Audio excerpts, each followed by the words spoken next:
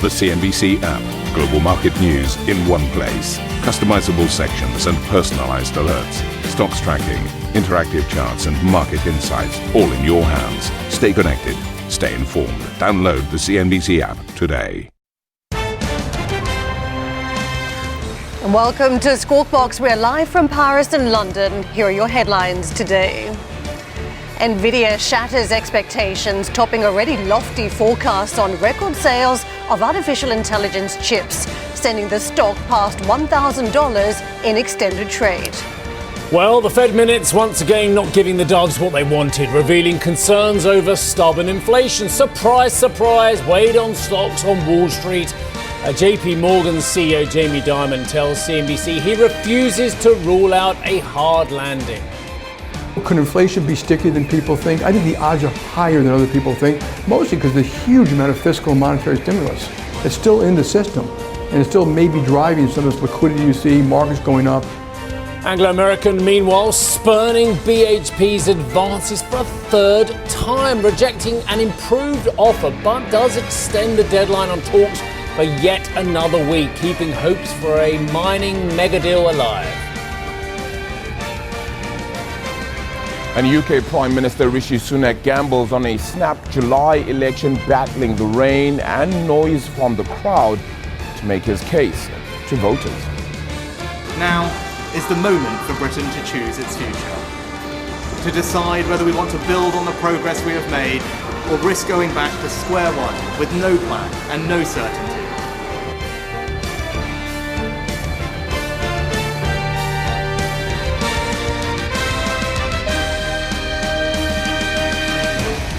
It wasn't quite a hissy fit, but the markets came off a little bit in session, just concerned that yet again the rhetoric and the FOMC minutes, it matched what they already knew. And that was interesting. But the main event was this. Of course it was. The main event of the earnings season, once again, Nvidia. But I'll ask you this question, ladies and gentlemen. Does Nvidia act as a metaphor for every other stock out there? Well, the answer on a very superficial level is yes. But the gains that Nvidia are seeing, I've got to be honest with a lot of you out there, they are very stock specific in terms of their revenues and EPS and everything that's affecting company. They don't affect every single company in the broader market, despite the fact that every other single company seems to rally when Nvidia says something good and go down when people start worrying about Nvidia. Anyway, this is what happened. It exceeded expectations. The shares, well, it says on my prompt here, surged after hours, but they rallied solidly compared with some of the other moves we've seen on back of earnings. It was a solid move to the upside. They topped $1,000. Here you go, $1,006.99 for the first time. Adjusted earnings per share came in at $6.12 for the first quarter. That is a rise. Drum roll, please. This is my point here. 460% on the year. That is not going to be replicated elsewhere. Has it been replicated by AMD? Has it been replicated by Intel? Is it replicated across the tech sector? No, it's not. So you have to value this one in separate terms from the rest. Anyway, total income, that surged to $14.9 billion. Revenue, yes, it was a significant beat. It really was, rising 262% year on year to $26 billion. That is compared to a previous guidance of $24 billion US dollars. But it's data center revenue that's been driving Nvidia's growth. That came in at $22.6 billion.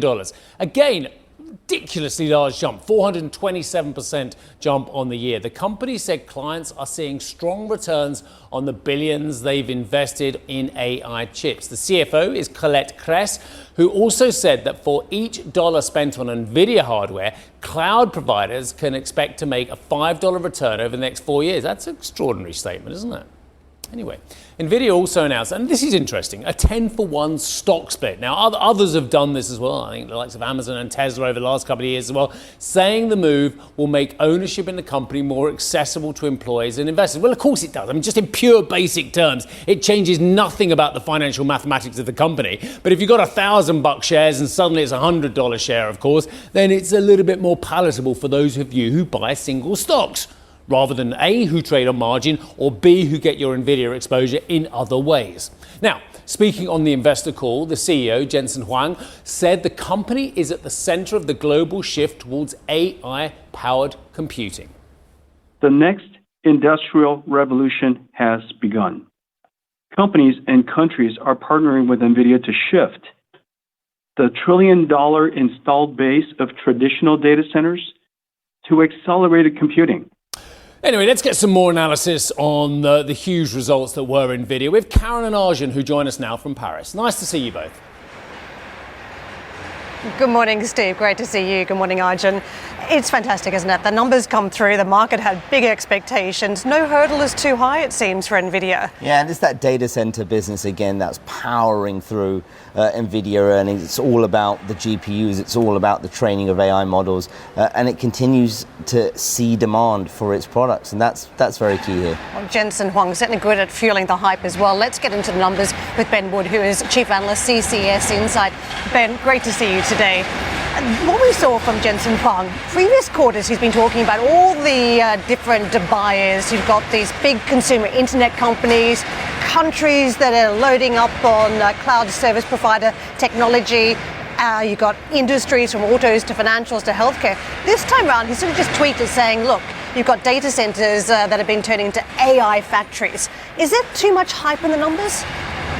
Well, I mean, there's not enough superlatives to describe the performance. That's the problem. And I think that, everyone keeps looking at the expectations. There was a lot of nervousness ahead of these results, but they smashed it again.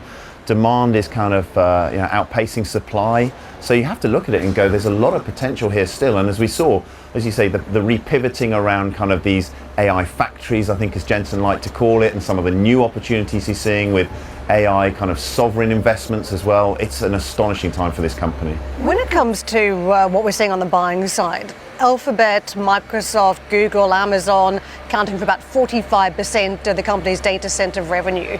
We know that they're buying these chips for training purposes. We know there's inferencing around the corner as well. But what happens once these machines are trained up? What does the demand actually look like for these high-end chips? Well, I think it seems at the moment that there's plenty of appetite to keep investing in fitting out those data centers. We think that the models are going to get more complex. They're going to need more and more processing power. So it sits well for Nvidia from that perspective. But they are clearly looking to open up other opportunities as well. So we heard in the earnings talk of sovereign AI, the fact that government investments like Switzerland, for example, are looking to train up their own models.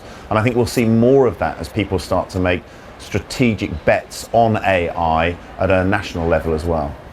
When we're looking around and thinking, right, who can compete with Nvidia at this point? We know companies like Microsoft and others are looking at their own semiconductors for data centers, but actually it still looks at this point like Nvidia is the only game in town. However, we are seeing AMD and others come to the market. Does Nvidia, as you look over, let's say, the next year or so, face any real test when it comes to a competitor? I think it's hard to see where that comes from right now. They've locked out a lot of the supply of the core GPU technology. They're very embedded in terms of, the developers are very wedded to the platforms and interfaces that they provide. So I struggle to see where that competition comes from. But no company in the semiconductor space can afford to ignore this opportunity. So of course they're all investing and they'd all like to take a slice of Nvidia's pie. And you mentioned that sweet spot Nvidia's in now. Large demand, supply still slightly constrained. Yeah. Do you see that working itself out at any point where that demand and supply sort of match up? Well, I think Jensen said in the earnings he doesn't see any issues in terms of demand pushing right on into next year. We've got this transition on the platform from the Hopper to the Blackwell chips. That's going to be interesting whether some of the customers pull back and wait for the new chips. But then they revealed as well that the new chips will start shipping in the coming quarter, which I think was again ahead of people's expectations. I want to pick up on the sovereign AI theme because what we've seen from Microsoft Copilot PCs, so effectively AI on device this week, is that the AI gets very personal. Yep. It's very close, it's very invasive in some ways, it's watching everything you do. And after all the data privacy concerns we've seen through the lens of social media, it's telling us, well, we don't want that to play out badly on an enterprise way or even on a personal level as we get into an AI universe. It does tell you that those data centers, where the data is stored and how it's used, very close to where it's going to be used. So it means it's a different cycle, doesn't it, this time around, that you're going to see countries having to step up on these investments. You're seeing enterprises going to have to step up. it's different, isn't it? Well, there's so many facets to AI. So obviously there is that. There are countries that want to have their own assets. They want to have it, in their own territories.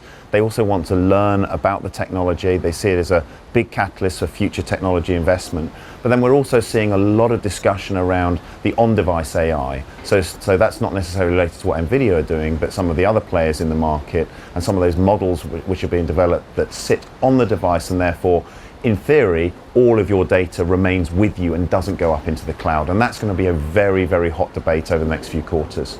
Just picking up on the on-device AI, slightly moving away from Nvidia, but Microsoft. Yep. Big week this week for Microsoft with Build, with the new Surface Copilot devices as well.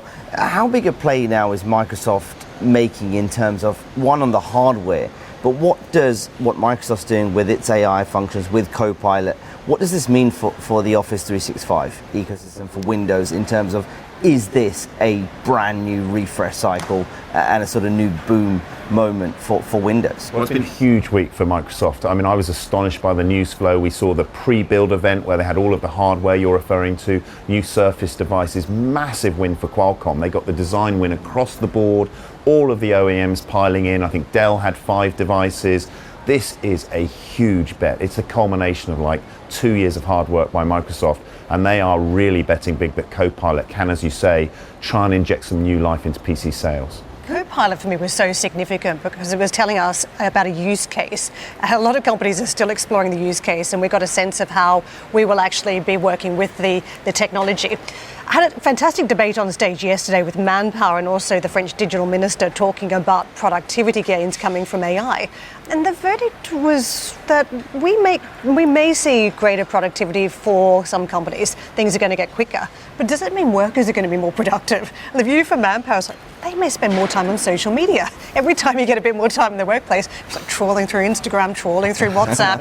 That may be the outcome. So as Nvidia is talking about workers or about productivity gains from AI, it's not a given, is it? Well, I think a lot of companies are struggling to figure out how AI fits into their workflows. And we see it in our business. We look to see how we can use AI to get sharper, save money, save time. But the reality is that there's some small things that you can do, but you have to really, really think about how you can do it effectively. And I'm not surprised it's been a big debate here. And I'm increasingly concerned that there's a lot of AI rinsing going on. People are talking about it just like it's this omnipresent theme. And I think the companies that are going to be successful are going to be the companies, as you pointed out with Microsoft, where they explain the tangible benefits of what this will deliver and then talk about it in terms of AI than just saying, it's AI and that's it. A couple of other things we haven't touched on. Stock split, that is something we often see at $1,000, right? That's quite common territory. Dividend, pretty early on. This is a company that's been around for a while. These types of companies that surprise like this are normally new companies that don't pay out dividends. So that's the unusual mix, isn't it? Yeah, well, Nvidia's entered that club now, the stock split club. Yeah. This is sort of a rite of passage for these tech firms. We've seen it with some of the big ones. So it's in the club. We're going to say thank you to you, Ben. Ben Wood with us, Chief Analyst, CCS Insights. Steve, back to you. Thank you very much indeed. I do want to show the US markets because there was disappointment all round yesterday. Although goodness wise, how many times can you, the viewer, be disappointed by hearing the same thing? By our reckoning, there's at least a dozen Fed members have spoken this week, but between them, they've spoken twice as many times. So 2 times 12, yes, you got it. It's 24 as well. You can do the math. Well played. And the math yesterday was exactly the same in the FOMC minutes. You heard nothing new, apart from the fact that if they need to raise rates, they will raise rates. So those of you who have conclusively taken a rate hike off the table, you need to factor in a tiny percentage. You really do, because given your track record over the last year of calling rate moves in the States, you need to think that maybe you need to widen your fan chart, so to speak, or your dot plot of probabilities.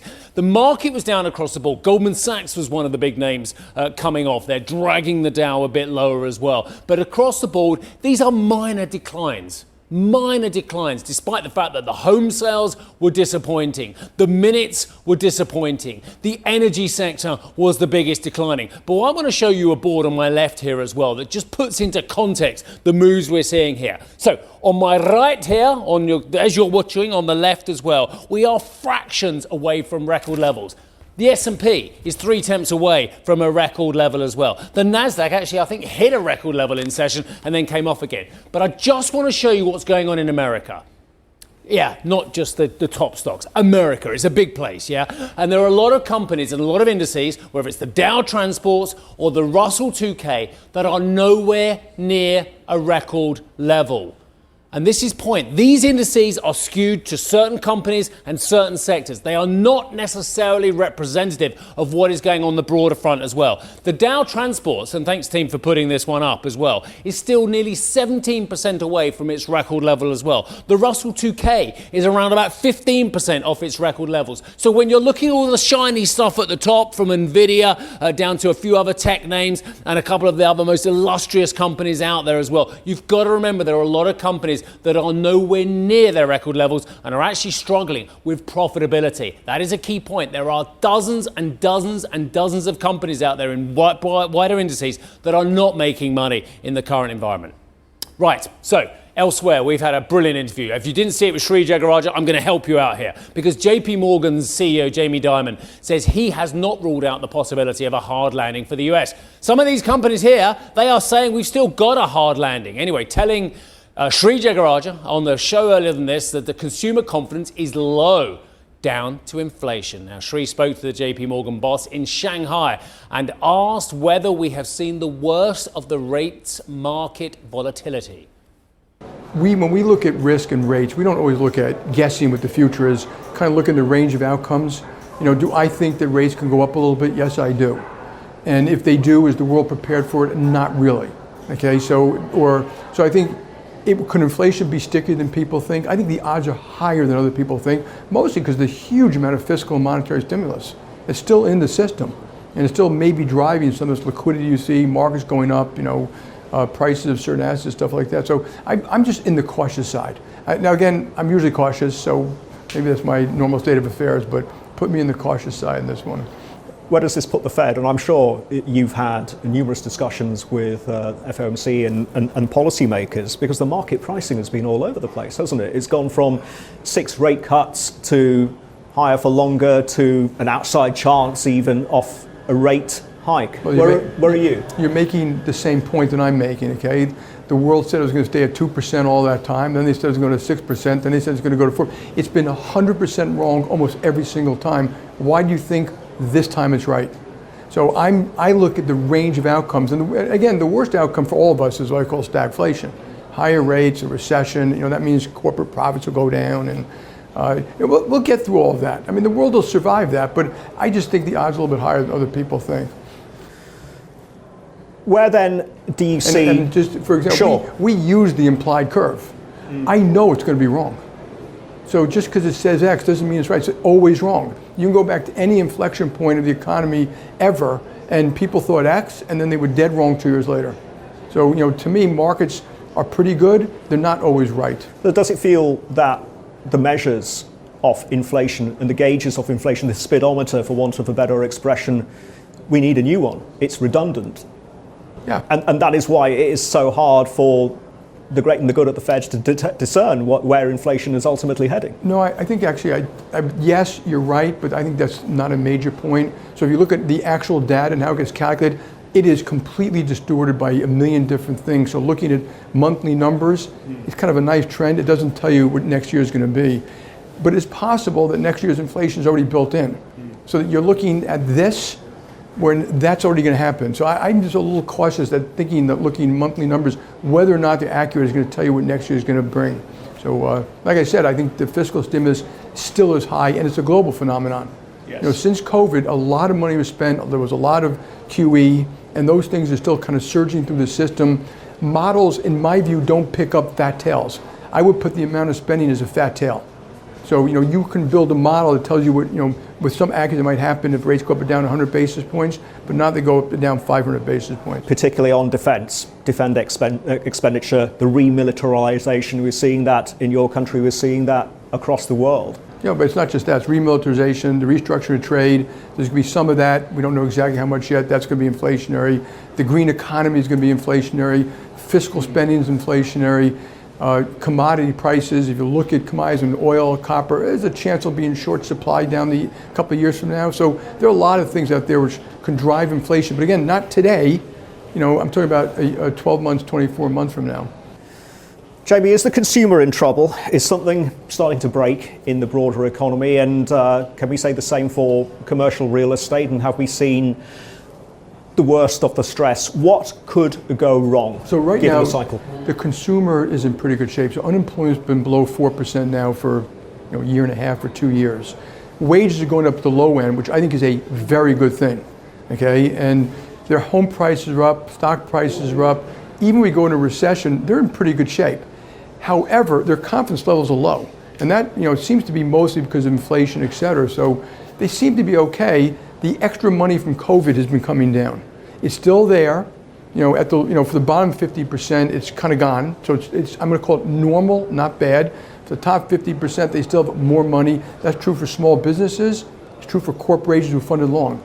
But that does not mean that you won't have issues next year. It just means like right now, yeah, it looks pretty good. Time is against us, but very quickly, Jamie, could we yet see a hard landing? Could we actually see one? Could we? Of course. I mean, how can anyone reads history say there's no chance? What a good interview. I really loved listening to what Jamie Dimon had to say, especially on the fact that markets get it wrong. And that's exactly the point I was trying to make in less eloquent ways at the wall. But there's a great piece that's been written up already on .com talking about the potential, again, could see. He's not saying there will be, it could be. And stagflation would be the worst outcome. You can check out that JP Morgan CEO interview on CNBC.com. Right, there is so much going on in the world at the moment, not least in the UK. But another twist in the mining M&A saga, BHP and Anglo digging in for more talks, despite that firm deadline yesterday. Also ahead, he was a bit soggy yesterday. UK Prime Minister Rishi Sunak got very wet when he called a snap general election, despite the consistent poor performance in the polls for the Tories. Why has he done it? Well, we'll find out quite soon. And fresh data from Randstad shows 1 in 3 LGBTQI plus workers believe their sexuality or gender identity has negatively affected their career. We will discuss this with Randstad's CEO. We'll do that one at 9:45 Central European Time.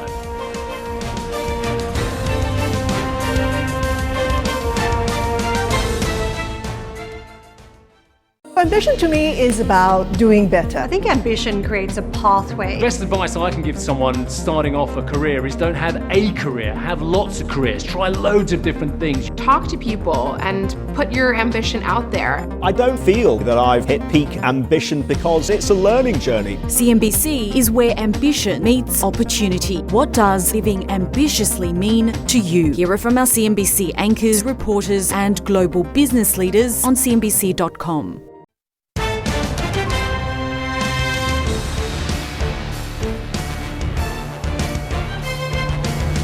Welcome back, everyone. No means no, doesn't it? It should do, but not if you're BHP and Anglo American, because BHP closed almost 3% lower on Wednesday after Anglo American announced it had rejected. It's a no, a third taker offer from the company. Yeah, it's a definite no from Anglo.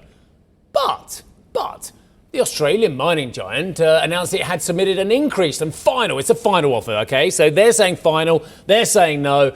They've done this, they've offered it to Anglo's board. It valued the company at more than $38 billion, but it's over, yeah? But it's still contingent, of course, on Anglo breaking off its platinum and iron ore sales in South Africa. Well, Anglo said it's still concerned over the structure of the offer, but said it's willing to continue to engage. So it's not a no, is it? I don't like the structure, but I'm willing to engage. Extending the deadline for further talks to Wednesday. Karen, what was stunningly noticeable is that they said we still have concerns about the structure of the deal. They didn't say we have concerns over the price of the deal. So are we now in a courtship here? Yeah. What's going on? Perhaps. I mean, we're talking about a 49% premium, having covered so many takeovers. 49% sounds quite high.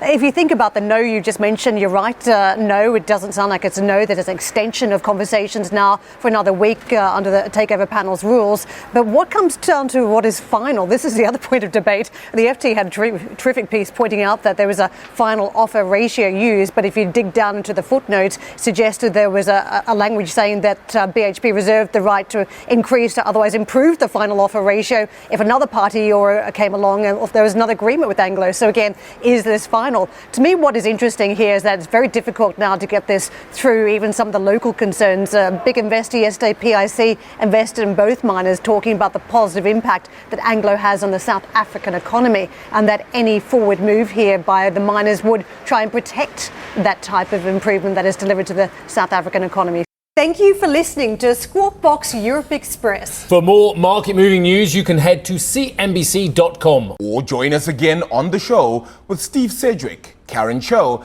and myself, Arabile Kumete, weekdays on CNBC.